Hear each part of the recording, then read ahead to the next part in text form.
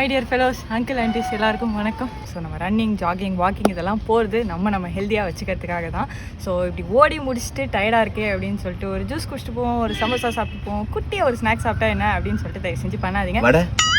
முடிஞ்ச அளவுக்கு முக்கியமாக இந்த மாதிரி ஐட்டம்லாம் அவாய்ட் பண்ணிக்கோங்க. ஆயிலி ஐட்டம் சாப்பிடாதீங்க. ஸோ வீட்டுக்கு போய் எவ்வளோ தூரத்துக்கு ஹெல்த்தியாக சாப்பிட முடியுமோ ஹெல்த்தியாக சாப்பிடுங்க. ஹெல்த்தியாக இருங்க, எல்லோரும் சந்தோஷமாக இருக்கும், ஃபிட்டாக இருக்கும். பாய், டாடா.